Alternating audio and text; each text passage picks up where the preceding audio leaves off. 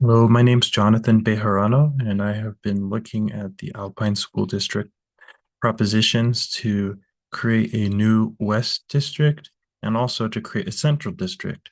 And I'd like to start by saying all these numbers are real. These are not assumptions, and I will clearly identify my sources and allow you to look at my calculations in a spreadsheet. So let's go ahead and get started. Go ahead and share. So we'll start with the first LRB feasibility study done for the West District. In this study, they looked at the enrollment of the West School District. And one thing that you'll notice is that Alpine School District is the largest school district in the state of Utah. Um, Many have said that in the West that they will be able to have some sort of surplus, and I'd like to hopefully debunk that there is any such surplus to be spent to use to build new schools. Um, in the LRB study, we can see that there is a forecasted taxable value, and you'll see that the forecasted taxable value is very small compared to um, the Alpine School District taxable value as a whole. And so, because of this disparity, it will be difficult for the new school district to build schools that will be needed for their high growth. You can see right here in table 1.5 how they determine what the revenue of the new school district will be and how much that revenue will be per student. And you'll see that the new school district will have less revenue per student. And you can also see the expenditures in the LRB study are less per student as well. Um, I'd like to kind of talk about this a lot in this, and you'll see the same thing in the exact same place in the Central School District study. So you'll see right here the expenditures per student right here are going to be small, and then you have smaller than the Central District.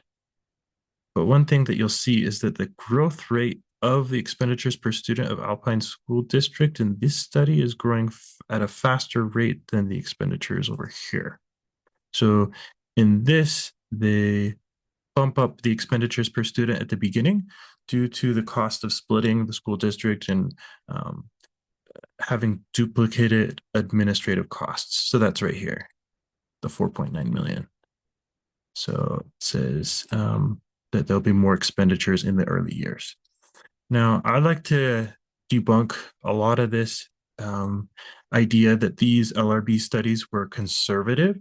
And in fact, I would say they are not conservative. One of the main points when asked about what will happen to the programs, LRB said we don't have the expertise to study that. We're just looking at the feasibility. So if we go back to 2020 or 2021, there was a report given in the Public Education Appropriations Subcommittee, which is basically that there was a bill passed where they wanted to look at economies of scale. And the reason why is that they wanted to adjust the funding formulas in the whole entire state and look at what is the impact of economy of scale. Now, this is really important for the school district reconfiguration because the West School District will reduce the size from you have like 80,000 to 24,000 students. And so, what is going to be the effect on programs? What is the effect going to be on teachers and their retention? So, if we combine the template that LRB has given us and we take the information that the legislature commissioned West Ed to do. So West Ed is a reputable source that looks at funding formulas for multiple states. They work with the U.S. Department of Education, and they're based in San Francisco. So they're a neutral kind of third party to look at this with the expertise to actually take a look at all of the variables in different Utah schools. So taking into account the demographics, whether they're rural, their performance, that sort of thing. So they were able to look at is economies of scale a thing in Utah? And they did find out that it was a thing. So if we look at their results for economies of scale, we see um, some major findings, which is basically that there is no evidence of diseconomies of scale. Okay. So it's been said on the West that, yeah, we become so large that there are diseconomies of scale. I would say maybe there are some diseconomies of scale. Maybe for the school board, it's a little difficult to make decisions, but once those decisions are made, overall, there are still economies of scale. Once a decision is made or a policy set, everyone else can follow that. So as the district's size declines, which is going to happen in the West and Central District, predicted spending increases if we hold outcomes and cost factors constant. So my biggest worry and concern is that our opposition has said, look, we can do this with lower taxes. But the problem is if we keep on saying, hey, this is going to be lower taxes, the future school boards will be bound to keep those taxes low, which will require them to not hold the outcomes and cost factors constant. And so it is really important for us to consider having um, that impact included in the LRB studies, which was not. So if we look at the 222-page report from West Ed and APA, we can see that they came up with a predicted cost compared to baseline spending. There is a technical appendix if you'd like to see that. It's 19 pages long, I believe. But we're just going to focus on this graph right here. So you can see this graph is logarithmic. So if we go from 5 to 500, we've increased the size of the school district by a factor of 10. They go 500 to 5,000, it's a factor of 10. So because this is a logarithmic graph, this is exponential uh, growth. As we decrease the size of the school, the school district, sorry, the costs are going to grow exponentially. And so it's important that we take a look at this graph and we glean from it what that's going to do to our school district as we split it. Okay. So let's go ahead and just show you the technical appendix. So if we go to appendix,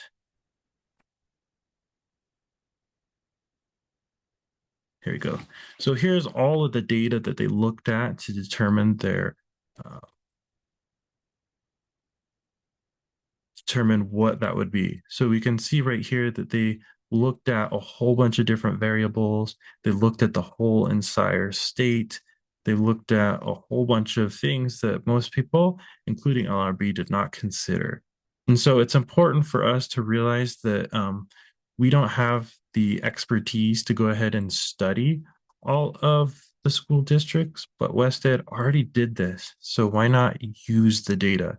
So you can see this is the technical appendix that they derived their cost function analysis, or that they did their cost function analysis with. And these are the different data they looked at. I know it's been mentioned by city council members in Lehigh that we should look at Project Kids. This did look at Project Kids and more. So we're looking at demographics, financial reports, assessment data, graduation rate, all sorts of data right here, and kind of put that together. And they go through and they do a regression and they look at certain key models and they identify exactly what operating funds that are being considered as expenditures. And I'd highly encourage you to look at it because it is really beefy data. And I don't want anyone to accuse us of making numbers up. So looking at the LRB study, I calculate basically all of these tables based on the central feasibility study, and then also look at the West feasibility study to build the exact same tables.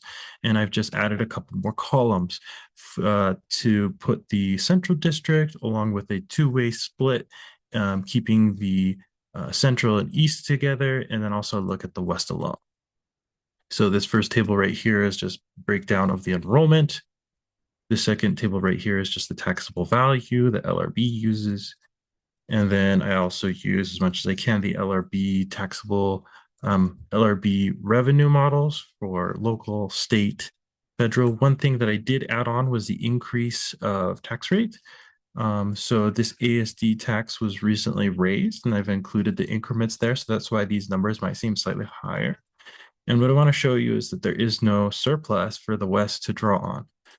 So if you look at the general fund summary, this is where it gets kind of spicy. Is the LRB study, I would say, is not conservative. And the reason why it's not conservative is it not account for economies of scale, which is an exponential, as we decrease the size of the school districts, is an exponential factor. So you're going to have additional overhead costs for administration, additional licenses costs, additional funds will be needed to maintain the quality of education. So that's what I put into these numbers, and I've marked it in green.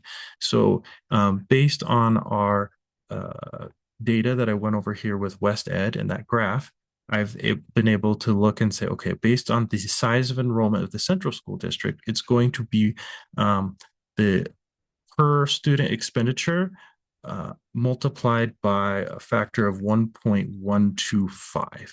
And that's because of the decrease in enrollment that you have.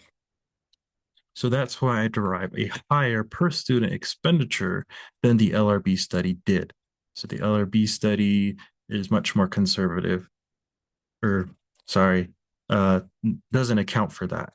So this is a much more conservative estimate, I would say, of expenditures if we want to keep the quality of education and keep the programs of our education alive. And then I've also done the same thing for the West School District right here as well.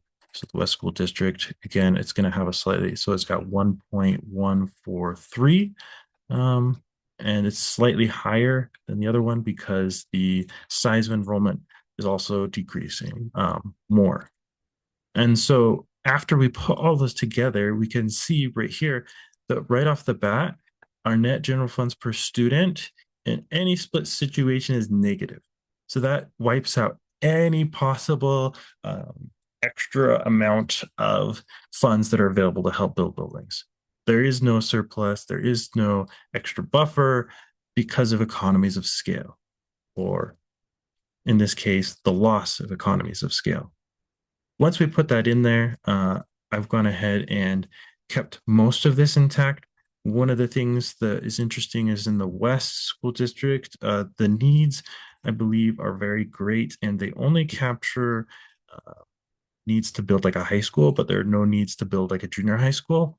So what I've done is I've taken the 5-year needs, and they've also, the LRB did. So LRB created a table for all of the different needs, and I've kind of gone off of that table. And you can see right here for the West, they've included money for startup funds, high school, no middle school, elementary, land, and additional projects. The problem though is that they're also going to need really quickly some additional buildings. And so what I've done is I've gone in and I've looked at, okay, what's it going to cost to build some more junior highs and determine that amount. And then I'm going to add in that to the bonding situation. So you'll see right here, we've got the initial bond to build the high school and the buildings over there. Then I include additional bond right here to address the growth. So over here is going to be another bond for 221 million or $278 million. So that will bring an additional payment in there. So you'll see right here, I've included additional payment, and I've used the same interest rate and the 20-year payment plan for that. And you can see right here that the debt service decreasing, but then it'll increase again.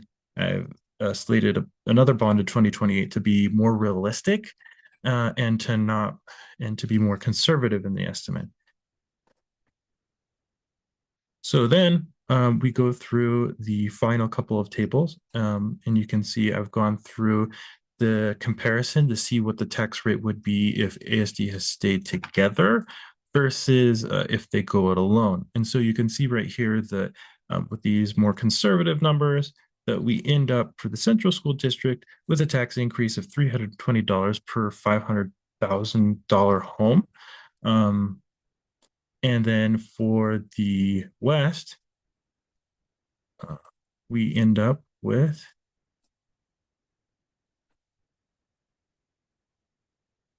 an increase of $1,232 per household annually relative to Alpine School District bonding.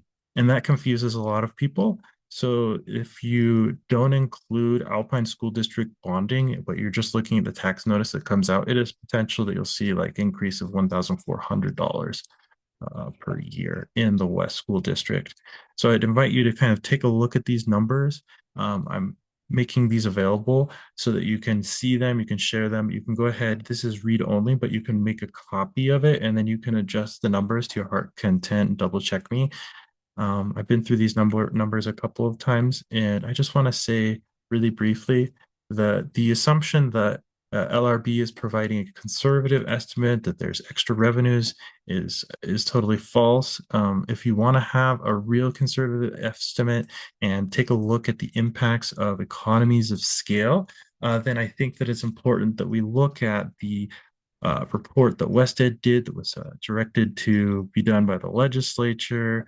And it's really important that we address these extra costs.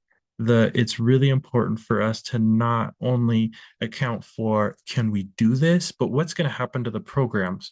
What's going to happen to as we decrease the size of these districts, what's going to happen to our programs and what's going to happen to our teachers?